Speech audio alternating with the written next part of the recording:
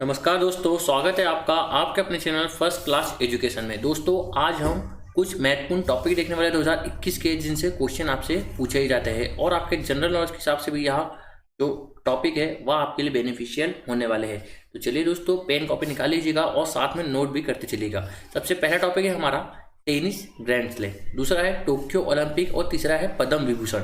यहाँ जो टॉपिक है दोस्तों, इसमें से एक ना एक क्वेश्चन आपसे ही 101% है कि आपसे पूछा ही जाएगा। तो सबसे पहले हम देखेंगे टेनिस ग्रैंड स्लैम के बारे में। तो चलिए स्टार्ट करते हैं हम आज का वीडियो।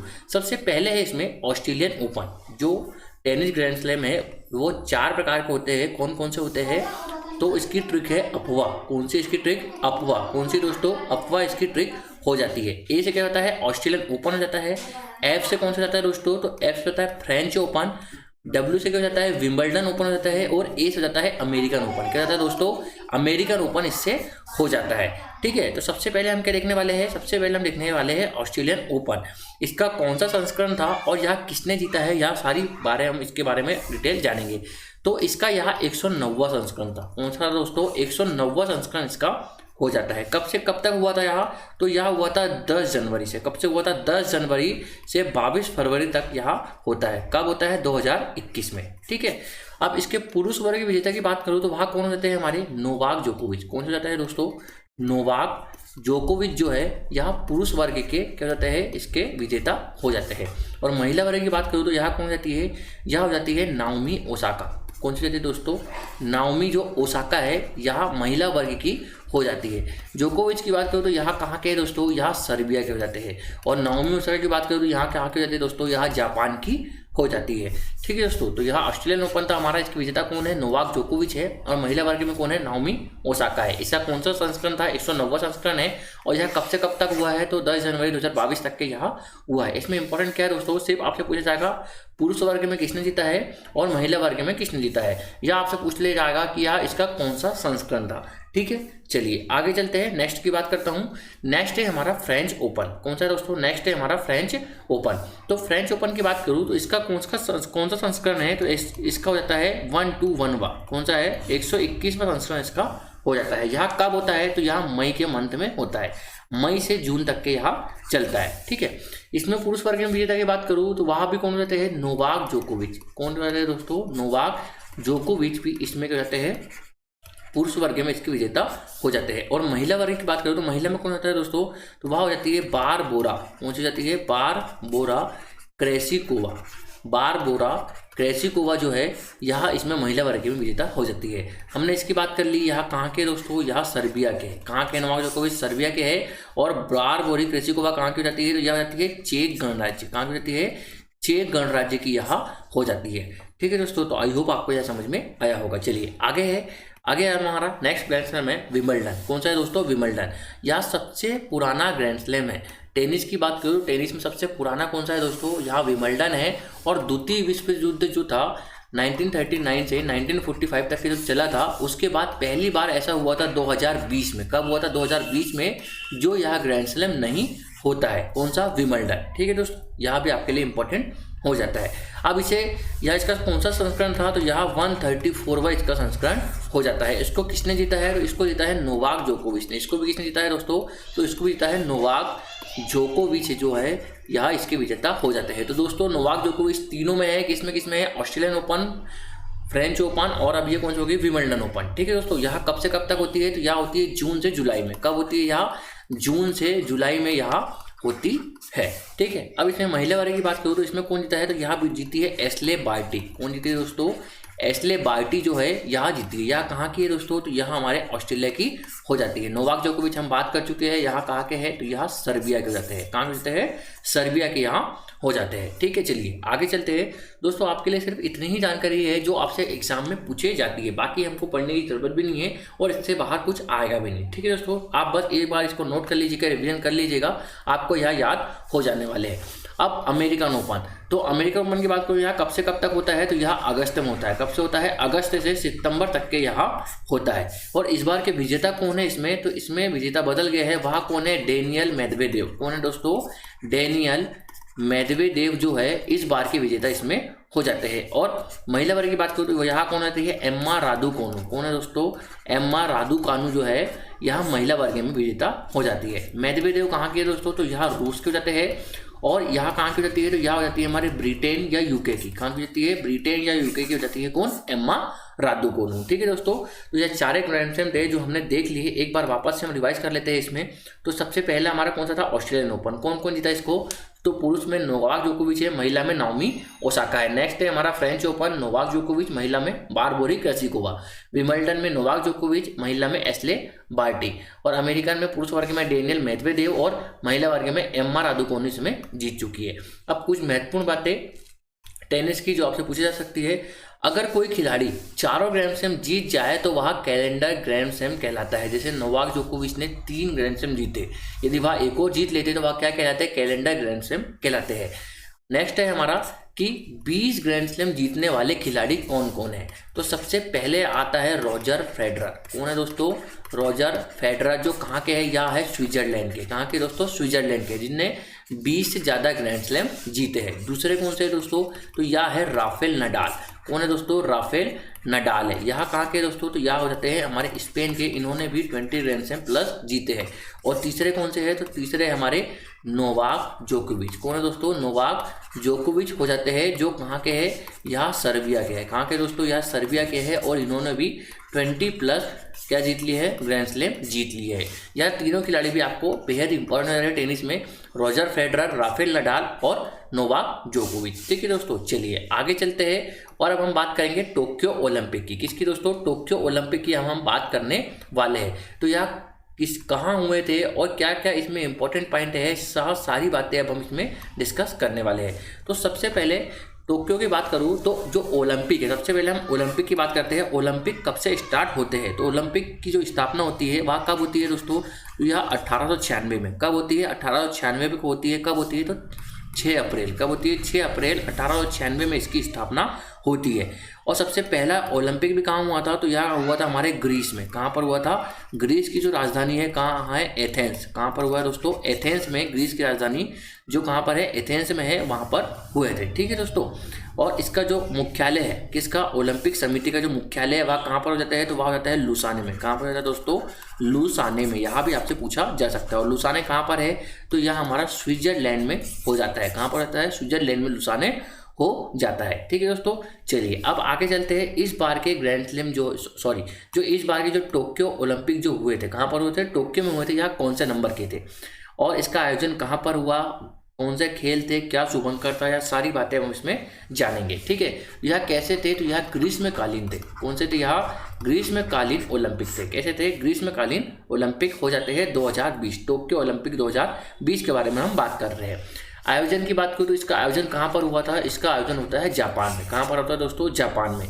और इसकी जो संस्करण है, यहाँ कौन सा संस्करण था, तो 32वां यह संस्करण हो जाता है। आयोजन तिथि की बात करूँ, कब आयोजन हुआ, तो यह हुआ था 23 जुलाई से 8 अगस्त। कब हुआ, 23 जुलाई से 8 अगस्त 2021 में थे। ये कब के दोस्तों, तो यहाँ थे 2020 के थे, लेकिन हुए कब है, 2021 में। कब कब हुए, तो 23 जुलाई से लेकर 8 अगस्त तक के यहाँ हुए हैं। कुल कितने खेल थे इसमें, तो कुल यदि खेल की बात करूँ तो कितने थे, 33 खेल थे। और इवेंट कितने थे इसमें, तो इवेंट इसमें कितने थे, यहाँ 339 इसमें टोटल इवेंट हो जाते हैं। इस बार के शुभंकर की बात करूँ तो वहाँ क्या था, मिराई तोवा। इस बार का शुभंकर क्या हो जाता है दोस्तों, मिराई तोवा हो जाता है। आदर्श वाक्य की बात करूँ, आदर्श वाक्य क्या रखा गया था इस बार का, तो वह रखा गया था यूनाइटेड बाय इमोशन। क्या रखा गया दोस्तों, यूनाइटेड बाय इमोशन इस बार का आदर्श वाक्य रखा गया था। जो इस बार जो खेल शामिल हुए थे, जो नए खेल इस बार शामिल हुए, वहाँ कौन कौन से यदि आपसे पूछ ले तो वहाँ कौन कौन से दोस्तों, तो स्केट बोर्डिंग। कौन सा था, स्केट बोर्डिंग। यहाँ क्यों इंपॉर्टेंट दोस्तों स्केट बोर्डिंग, क्योंकि इस बार सबसे कम उम्र की जो लेडी रही है उसने इसमें गोल्ड मेडल जीता, इसलिए आपके लिए यह इंपॉर्टेंट हो जाता है। ठीक है, क्लाई बोर्ड है, कौन सा है, क्लाई बिंग करके जो एक खेल है वह भी इसमें शामिल हुआ है। अगला है कराटे। 5 खेल हुए हैं जो शामिल हुए हैं, कराटे है।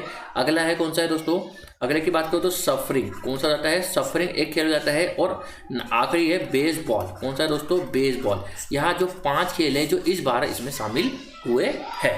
ठीक है, चलिए अब हम बात करते हैं कुछ महत्वपूर्ण खिलाड़ियों के बारे में और फिर हम जानेंगे कि भारत की रैंक कौन सी रही है इसमें और भारत की तरफ से कौन से खिलाड़ी है जिसने मेडल जीता है। तो सबसे पहले टॉपिक की बात करूँ सबसे पहले तो सबसे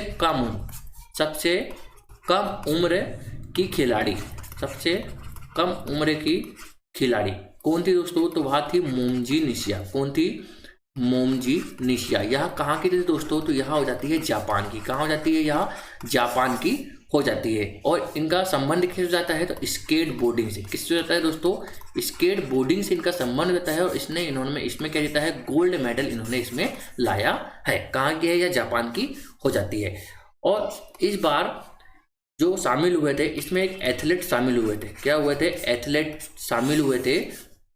वह कहाँ के थे? तो वह कहाँ के थे? न्यूजीलैंड के थे। वहाँ कहाँ के थे? न्यूजीलैंड के थे। और जो इनका जेंडर था, आपको कमेंट बॉक्स में कमेंट करके बताना है कि इनका जेंडर क्या था। यही सबसे इंपॉर्टेंट इसका टॉपिक हो जाता है। ठीक है, चलिए अब आपसे आगे हम बात करते हैं भारत के बारे में। ठीक है, तो भारत के बारे में बात करूँ तो सबसे पहले बात करता हूँ उद्घाटन समारोह के बारे में। सबसे पहले उद्घाटन समारोह के बारे में बात करता हूँ। तो उद्घाटन समारोह की बात करूं मैं तो इसमें ध्वजवाहक कौन था? उद्घाटन समारोह में ध्वजवाहक कौन था? तो वह हो जाती है हमारी, कौन हो जाती है? मेरी कॉम। कौन होती है दोस्तों? मेरी कॉम और मनप्रीत सिंह। कौन हो जाते हैं? मनप्रीत सिंह। इन दोनों का संबंध बात करूँ तो मेरी कॉम को जाता है मुक्केबाजी से। किससे जाता है? मुक्केबाज हो जाती है। और मनप्रीत सिंह हो जाते हैं हॉकी टीम के, जो है हमारे हॉकी टीम के जो कप्तान है। कौन है? हॉकी टीम के कप्तान हो जाता है मनप्रीत सिंह हो जाते हैं। अब समापन समारोह की बात करूं, समापन समारोह में कौन था? तो वहाँ थे बजरंग पूनिया। कौन थे दोस्तों? बजरंग जो पूनिया है वह समापन समारोह में हो जाते हैं। और इनका संबंध किससे होता है? रेसलिंग या फिर कुश्ती से इनका संबंध हो जाता है। ठीक है दोस्तों, चलिए अब हम भारत की बात करें तो सबसे पहले हम बात करूं कि कौन सा जो खेल है इसमें भारत ने किस किस में पदक लाए है और भारत की पोजीशन क्या रही है। तो इसमें सबसे पहले नंबर पर तो यूएसए रहा है। सबसे पहले नंबर पर कौन रहा है? यूएसए। दूसरे नंबर पर कौन रहा है दोस्तों? चीन रहा है। तीसरे नंबर पर कौन रहा है दोस्तों? तो जापान रहा है पदक तालिका में। और भारत की पोजीशन की बात करूं तो भारत की पोजीशन कितने नंबर पर रही है दोस्तों? तो भारत की पोजीशन रही है 48 नंबर पर भारत इसमें रहा है। भारत ने कितने पदक जीते? तो भारत के कुल पदक कितने थे दोस्तों? तो भारत के कुल पदक की बात करें तो 7 इसमें कुल पदक हो जाते हैं। भारत के कुल कितने पदक हो जाते हैं दोस्तों? 7 भारत के कुल पदक हो जाते हैं, जिसमें एक तो गोल्ड हो जाता है, 2 सिल्वर हो जाते हैं और 4 कौन से हो जाते हैं?